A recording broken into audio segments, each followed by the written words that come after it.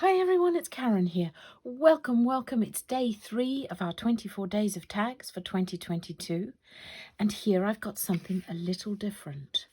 No stamping, but using some of that patterned paper that you may or may not have had in your stash. So I've got huge amounts of paper pads. Some of them are these 6.5-inch square pads, and other are larger. Now, if you haven't got paper pads, how about using some of your old gel plate prints or some offcuts of patterned designs that you've already made? But I'm going to show you what I've done using craft card. My tag size, as always, is 6.5 centimetres by 12.5 centimetres. And then I measured 1 centimetre in from each side and 1 centimetre down, and then I just snipped off where those marks were. If you haven't made all your tags, go back to day 1 and I'll take you through the process there. All of my tag videos will be on YouTube, and I do hope you'll tag along. If you want to share your makes, I've got a Facebook group, Karen Telfer Craft Creative Community, and everybody's sharing their tags in there. So this tag, we're starting with our craft card. We are going to build up these Christmas trees using some patterned paper in the background. I've got some white paint for splatters. I've got some little snowflakes in the background. And then I have an assortment of these wooden embellishments. If you don't have those, I'm sure you've got sequins for stars or die cuts if you want to go that way. So we will get started. So we're starting with our tag, and then we're going to cut a couple of strips of patterned paper to go along our tag like that. So you want, well, what I've cut, you can do anything you like, and that's the fabulous thing about this tag series. I just give you an idea and you can either copy it exactly or go off and do your own thing. So we're going to take one strip, and this one is 1.5 centimetres wide. So I just cut a strip of paper off one of my paper pads, picked something that I liked and did a strip 1.5 centimetres wide, and then a strip 2 centimetres wide, and I'm just going to pop them like that. So I picked something a bit patterned, something plain for the trunks, and then a light pattern in the background. So I've chosen this page with some of this white pattern on in the background. So the first thing that we're going to do is we're going to glue our strips onto our background. I am using Cosmic Shimmer glue here because it dries clear and pretty quickly. Got a big blob there, so I'm just going to make sure that I smooth it along. And I'm just going to put this on the edge. The good thing about this glue is you get a few seconds just to position it in place. So that's along that one. We'll cut it off in a second. Don't worry if it overhangs. And then you're just going to eyeball it about there.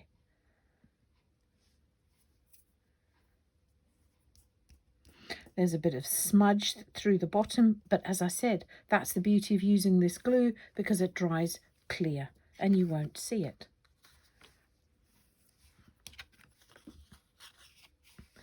So I'm just going to snip it off like that. So we've got our 2 little pieces of design there. Then we're going to make our trees. Now for that, I cut a template. Here's my little template. And how I did that was 4 centimetres by 7 centimetres. 7 centimetres long by 4 centimetres wide. And then I'm going to measure that midway point, which is 2 centimetres off the one edge.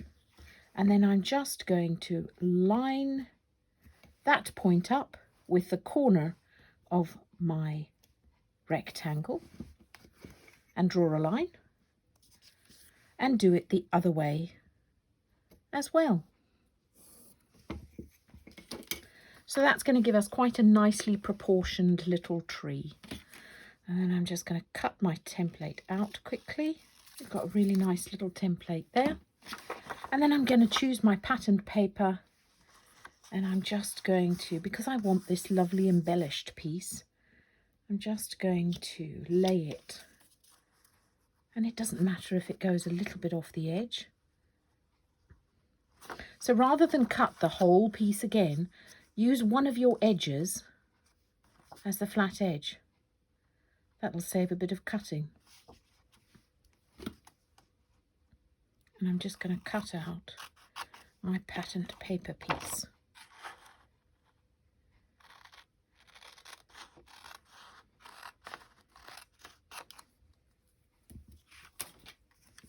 There we go. And you're going to do that twice because we've got 2 trees. But I've already done one because I thought you didn't want to be bored when I was cutting both of them. And then I'm going to take a piece of the craft card, the spare card, and we're just going to border it as I have here. Tiny little bit of border sticking out the back. That gives it a bit more substance as well. So still with my glue, just going to glue up my tree.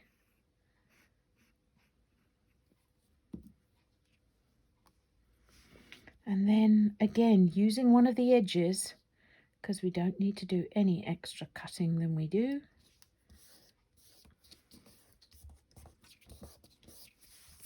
And I know this has got a fold in it, but once it's only a tiny bit here.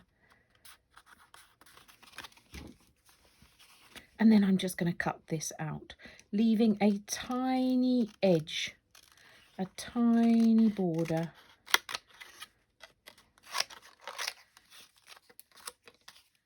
Around the edge of my tree.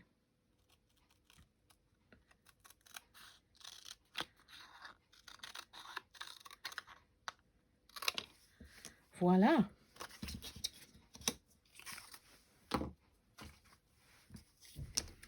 Now I'm going to take vintage photo. You can use any colours you like.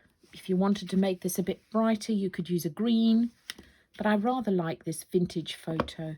Distress inks, oxides, elements would work just as well. And I'm going to take my smoothie and just go along the edge. So there we've got our little trees and our background here.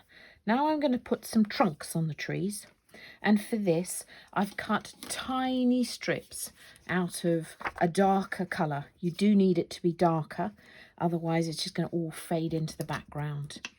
And I quite liked choosing a colour that was the same as my little pattern strips, but this is your tag.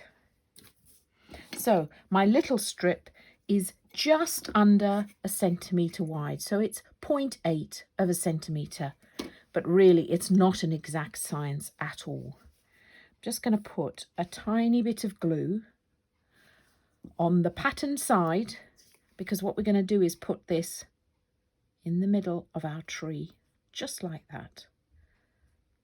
Make sure it's straight. So then we just stuck it to the back like that on one, and the same on the other one. You want a decent amount to give it a bit of stability. Honestly, don't worry how long this bit is, because we will just cut it off when we've decided where we want to position our trees on the tag. So just make sure leave that to dry for a few seconds. And then we're going to put our background splatters on. So for that, I'm going to cover this bottom bit, move my trees out the way. And I do like this for my white splatters. It is a very strong white. Sometimes you get a white acrylic paint and it sort of just bleeds into the background. This one stays white and vibrant on the top. So it is called Dr. P.H. Martin's Bleed Proof White. I'm sure there are other whites that are just as good, but I love this one. I'm just going to put a tiny bit of water there to mix this up so that when I splatter it, I get nice splatters. And for those who've seen me before, I like to use a separate paintbrush. There's not enough water in that. There you go. Now, when you're doing this, it's good to have your wrists loose, and then this just bounces like that.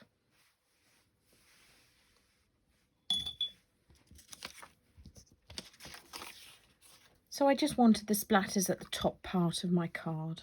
I'm just going to mop this up.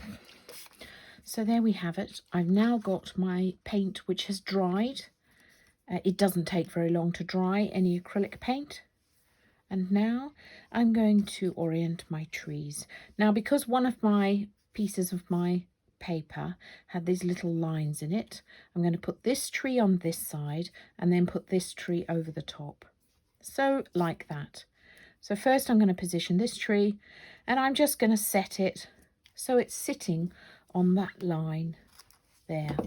And I'm just going to cut the bottom of my tree off. Now, when you're making your tags this year, decide whether you're happy for things to hang off the edge or whether you want to keep it contained into the sides of the tag. For me, I like keeping it into my tag because I store mine in a little box. And you know what? A box that works perfectly for this very treat is a Ferrero Rocher box. So that's a shame, isn't it? You'll have to eat the chocolates in order to get the box. So just think about that when we are doing things that could hang over the edge. Right, so we're going to pop this one here. And then I'm going to make this a little taller, like that. So I'm going to set this one about there. Just make sure that the trunk is straight. That one wants to go down a bit and that one wants to go up. So we're going to set them looking like that. Now, before we glue it all down, now when I'm doing paper piecing like this, I like to fiddle about, figure out where everything goes before I glue anything down.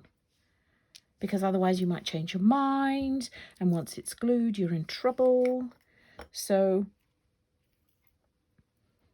I do like to have a play before I glue it all down. Right, so I'm quite happy with that as my design.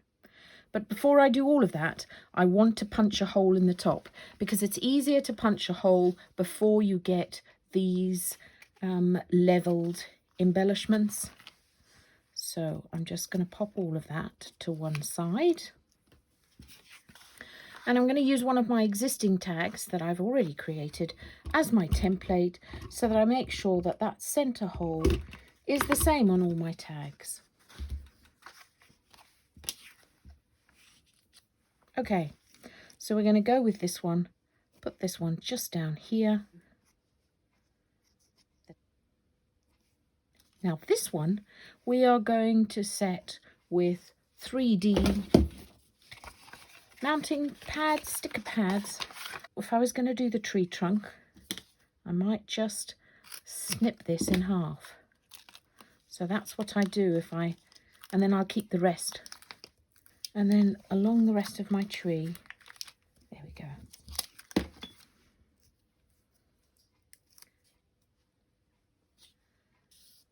So there we have our two little Christmas trees side by side. Then I'm just going to pop my snowflakes on. And then all I did was, for my wooden embellishments, I just glued them to the top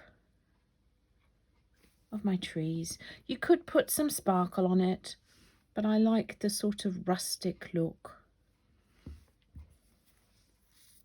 Now I'm putting the joy right at the bottom of the trees here. It just grounds the whole design. Now for my ribbon, I found about 30 centimetres will do the trick. Then I'm going to fold it in half. Now for some of my tags, I have threaded it from the back, and others I've threaded it from the front. It gives a different look, whichever way you do it.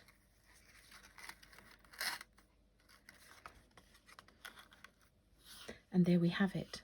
Day 3 of our 24 days of tags. Thanks so much for watching. I love to see your makes, so please tag me. Please share them with other members of the group and inspire us all. Bye for now.